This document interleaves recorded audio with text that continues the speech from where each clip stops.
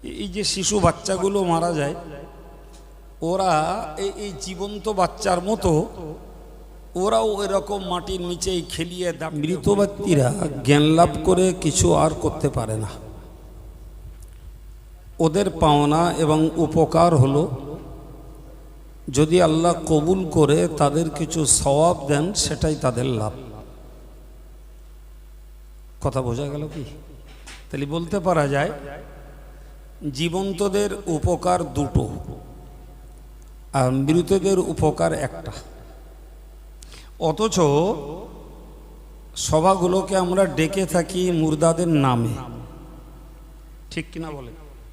ডাকি মুর্দাদের নামে, আর লাভ তাদের তুলনায় জিন্দাদের বেশি। জানবেন, আমরা যে কথাগুলো বলছি না, কিংবা কবরের কাছে যেও আমরা সালাম দেই, দোয়া করি, এসবগুলো ওই কবরের মরা মানুষগুলো শুনতে পায়।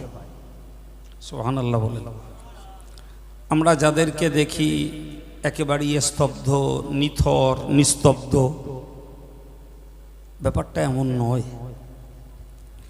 ওরা কবর থেকে এই মাইকের আওয়াজও শুনতে পাচ্ছে, আর আমরা কাছাকাছি যেয়ে যদি সালাম করি, তাদের জন্য দোয়া করি, এর অনুভব অনুভূতিও তাদের মধ্যে রয়েছে।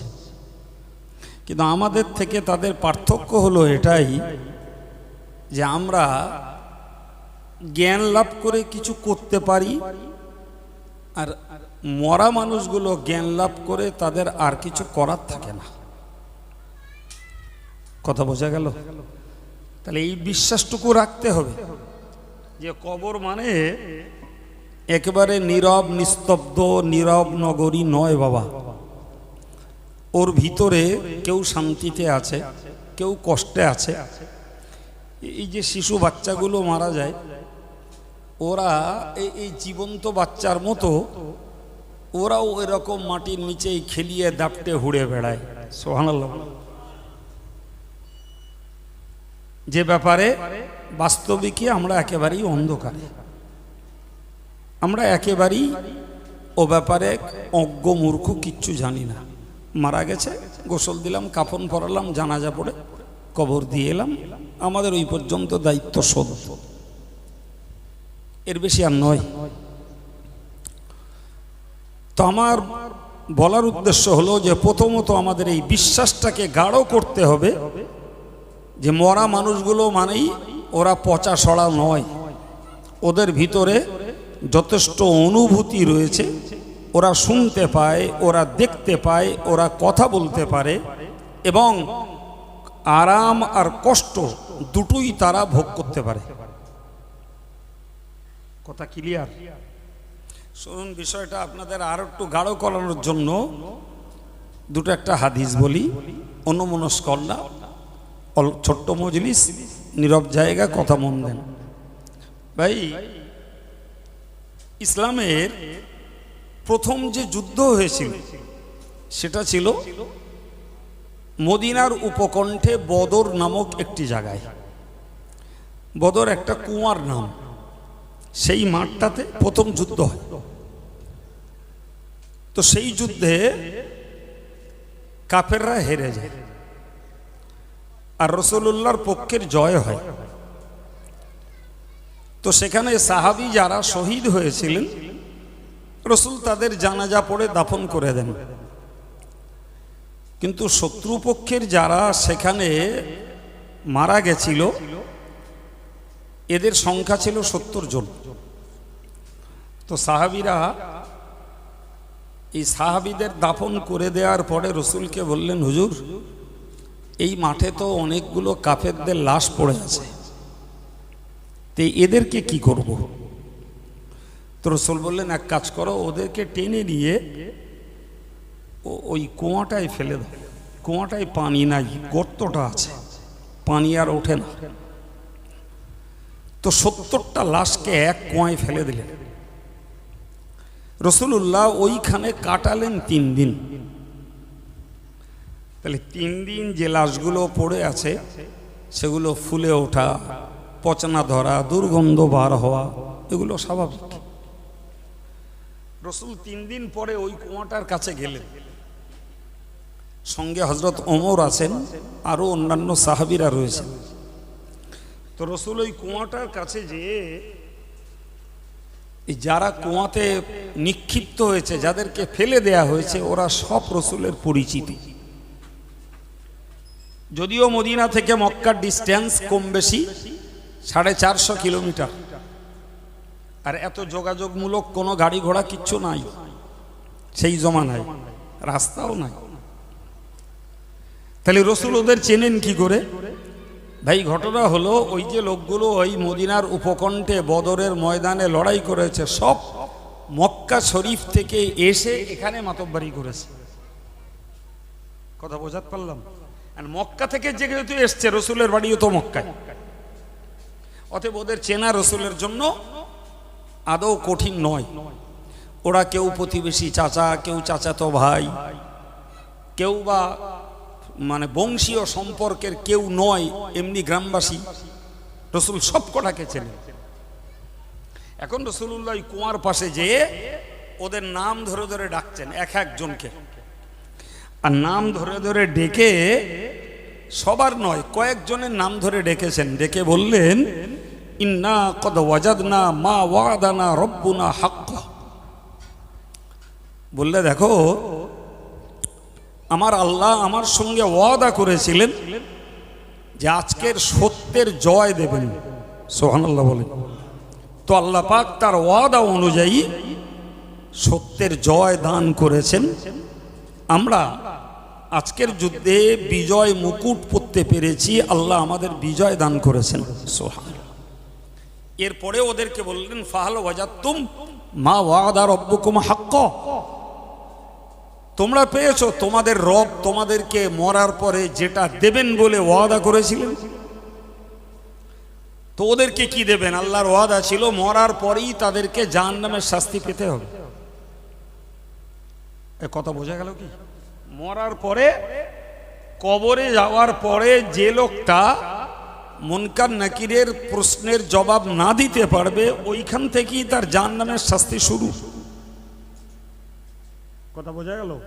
আর যিনি জবাব দিতে পারবেন, তিনি ওইখান থেকেই জান্নাতের আরাম ভোগ করতে পারবেন। সুবহানাল্লাহ। এই লোকগুলো তো কুফরি অবস্থাতে লড়াই করতে এসে মৃত্যুবরণ করে ওই কুয়ায় নিক্ষিপ্ত হয়েছে, ওটাই ওদের কবর। তো ওদের তো মুনকার নাকিরের সন্তোষজনক জবাব দেওয়ার কোনো ক্ষমতাই নাই, যেহেতু ওরা আল্লাহকে বিশ্বাস করিনি, নবীকেও বিশ্বাস করিনি, এবং ইসলাম ধর্মটাকেও তারা বিশ্বাস করিনি। ফলে ওদেরকে তো ওই কুয়াতে তথা ওই কবরই তাদেরকে তো জাহান্নামের শাস্তি পাওয়ারই কথা। এরপরেও রসুল একবার তাদেরকে ট্রাই করছেন, জিজ্ঞাসা করছেন, ফাহাল ওয়াজাদতুম মা ওয়াদা রব্বুকুম হাক্কা। তোমাদের রব তোমাদের প্রতি যে ওয়াদা করেছিলেন সেটা তোমরা পেয়েছো? কথা বুঝতে পারা গেল? এই পর্যন্ত বলা যেই শেষ, ওই সময় হযরত ওমর বললেন, ইয়া রাসূলুল্লাহ মা লাকা তাতাকাল্লামা লা আরওয়াহা ফি আজসাদিহিম। বললে, হুজুর আপনি যাদের সঙ্গে কথা বলছেন না, এদের কারুর ধরে জান নেই। এই যে বডিগুলো সব নিষ্প্রাণ, কারুর দেহে প্রাণ নেই। ফলে আপনি যে কথাগুলো বলছেন, ওই কথাগুলো ওরা শুনতে বলেন বলেন কি বলে শুনতে পাচ্ছেন। এটাই ওমরের চিন্তা। ওরা আপনার কথা কিছুই শুনতে পাচ্ছে না, ওরা তো মরদেহ, ওদের দেহে তো প্রাণ নেই, নিষ্প্রাণ দেহ পড়ে আছে। আল্লাহ পাকের হাবিব খুব রেগে গেলেন। রসুল রেগে গেলে রসুলের চেহারা লাল হয়ে যেত। কোনো কোনো হাদিসে এসছে, রসুল যখন খুব কঠিন রেগে যেতেন, ডালিমের রস নিংড়ালে যেমন দেখা যায়, তো সাহাবীরা বলতেন রসুলের চেহারায় যেন কেউ ডালিমের রস নিংড়ে দিয়েছে, এমন ডাল রগরগ করত। তো রসুল খুব বেশ রাগান্বিতের স্বরে বললেন, ইয়া ওমর। বললে, হে ওমর, তুমি জানো কি ওয়াল্লাযী নাফসু মুহাম্মাদুম বিয়াদিহি, ওই খোদার কসম করে বলছি যার হাতে রয়েছে আমার জান, সেই খোদার শপথ করে বলছি, ইন্নাহুম লা ইয়াসমাউনা লিমা আকুল, নিশ্চয়ই তারা শুনছে আমি যা তাদের বলেছি। মা আনতুম বিমুসমিন, তোমরা অত শুনতে পাওনি, ওই মরা লাশগুলো আমার কথা যত স্পষ্ট শুনতে পেয়েছে। সুবহানাল্লাহ। এই বিশ্বাসটাকে পাল্টে ফেলতে হবে যে মরা মানে পচা, ওখানে কোনো আওয়াজ নেই, ওখানে কোনো ছটপটানি কান্না হাসির কোনো কিচ্ছুই আমরা পাই না। ভাই পাই না, সেটা আমাদের অযোগ্যতা, কিন্তু ওর ভিতরে চলছে। রাসূল এই হাদিস থেকে প্রমাণ করালেন যে ওই লোকগুলো যথারীতি আমার কথা বলেন বলেন শুনতে পাচ্ছে। আচ্ছা, ওই পর্যন্ত ওইটা মনে রাখুন ভাই, মনে রেখে আমাদের নিজেদের একটা আমলকে একটু ব্যাখ্যা করলে আর একটু আমাদের বিশ্বাসটা ক্লিয়ার হবে। আচ্ছা, আপনারা কখনো কবর জিয়ারাত করেছেন না করেননি? হ্যাঁ, তো কবর জিয়ারাত করলে ইমাম সাহেব বলে দেয় কি, আমরা আগে থেকেও শিখে গেছি, আমরা কবরের কাছে যেয়ে বলি আসসালামু আলাইকুম ইয়া আহলাল কুবুর ইয়াগফিরুল্লাহু লানা ওয়া লাকুম আনতুম সালাফুনা ওয়া নাহনু লাকুম তাবাউ। অন্য হাদিসে অন্য শব্দও রয়েছে, তো একটাই থাকে। আমরা কি বলি? আসসালামু আলাইকুম ইয়া আহলাল কুবুর, হে কবরবাসী, তোমাদের প্রতি আল্লাহর শান্তি বর্ষিত হোক। কথা বোঝাতে পারলাম? আচ্ছা, ওরা যদি মরে পচে থাকবে তাহলে ওদেরকে অ্যাড্রেস করেই আমরা বলছি, ওদেরকে সম্বোধন করে বলছি তোমাদের প্রতি আল্লাহর শান্তি বর্ষিত হোক। তাহলে ওরা যদি শুনতে না পায় বাবু, তাহলে ওদেরকে এই সালাম দেওয়ার কি কোনো যুক্তি আছে? এই হ্যাঁ না বলেন, কথা বলেন আমার সঙ্গে। অশুনতে হবে না, আমার সঙ্গে গল্প করেন, অতি ব্রেনে অনেক অনেক উপকার হবে। বলেন না, ওরা যদি শুনতে না পাবে তাহলে ওদেরকে ডেকে আমরা সালাম দিচ্ছি কেন? হ্যাঁ, শুনতে পায়, সেটা গাঢ়ভাবে আমাদের বিশ্বাসের দুর্বলতা, কিন্তু কাজটা আমরা করি বড়। আবার বলছি, আল্লাহ তোমাদের মাফ করে দেন, আল্লাহ আমাদেরকেও মাফ করে দেন, বলছি না? আরো কি বলছি? যে ভাই, তোমরা আমাদের আগে গেছো, আমরা তোমাদের পরে যাওয়ার জন্য লাইনে আসি। সত্যি না মিথ্যে?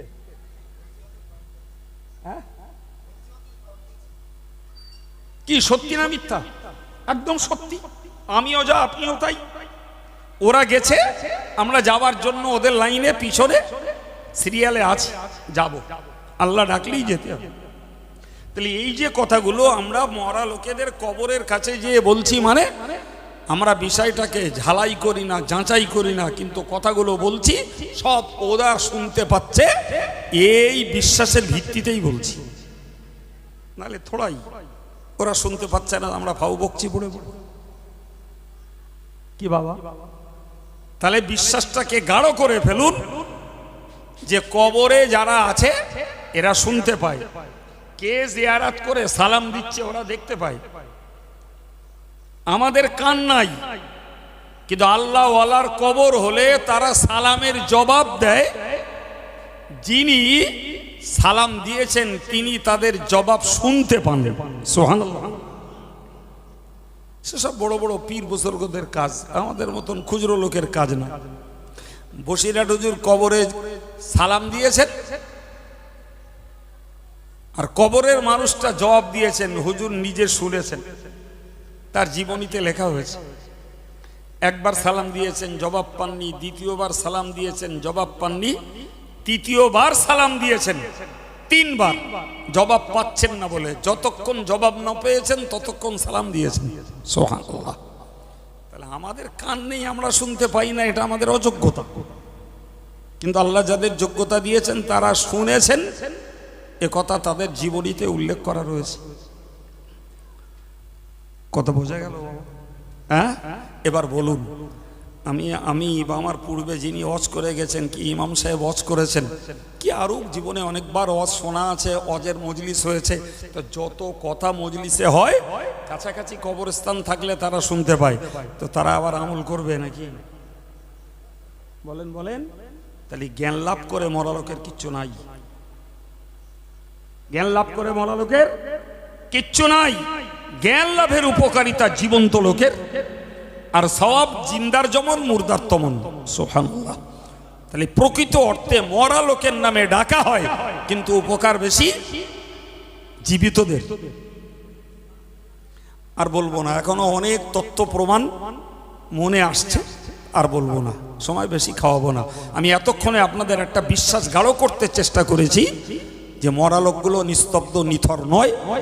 আমরা সালাম করলে শুনতে পাই, জিয়ারাত করলে ওরা দেখতে পায়, এবং ভালো মানুষ হলে তারা জবাব দেয়।